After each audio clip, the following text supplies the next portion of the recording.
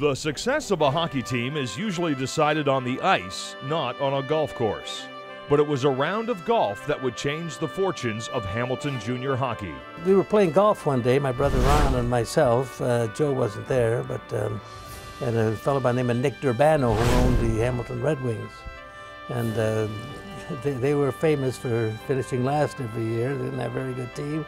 They weren't drawing too well, and after the game, after the golf game, we had a couple of drinks and dinner and at Burlington Golf Course clubhouse, and the discussion came up that Nick wanted to sell the club, and after a couple more drinks, we said we'd buy it.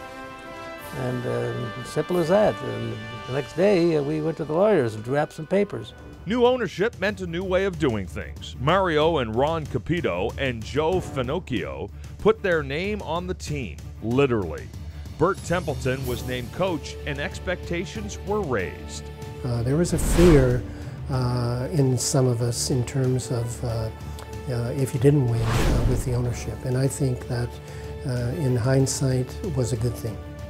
No expense was spared to make the newly named Fincups better. We had Dale McCourt, and Dale McCourt was a great lover of steaks, and he wanted steaks practically every day.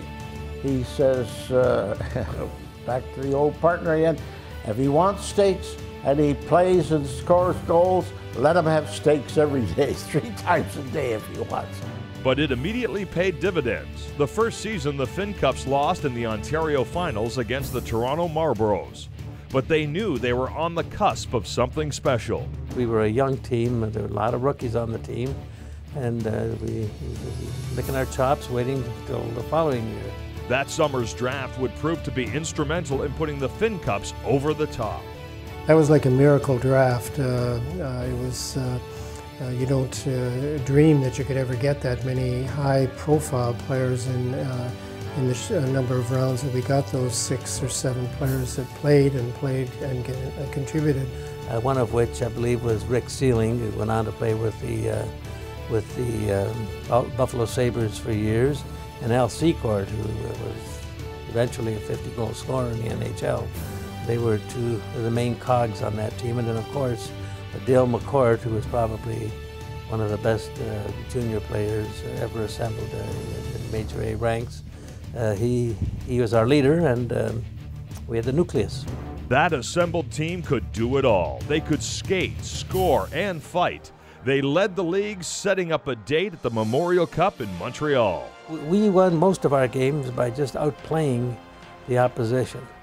But when it came to the final game against New Westminster, they were notorious for being a tough team. They were a much bigger team than we were, and Bert, before the game, I'll never forget, he told his boys, he said, look, he said, I don't want you to go out there, and I don't want you to fight, because if you do, you're not going to win. You only fight when they have a chance to win. You're not going to win if you fight. So we did that. We went out and played hockey. They come out were hammering us, and a lot of penalties, and every time they got a penalty, we scored a goal. His plan worked for sure in that Memorial Cup, and our team responded very well. They were probably bigger and maybe stronger, and I think older than our team, but Templeton had that team ready to play from the time we arrived in Montreal, and the final game was maybe one of the best games that the Fincups had played that year.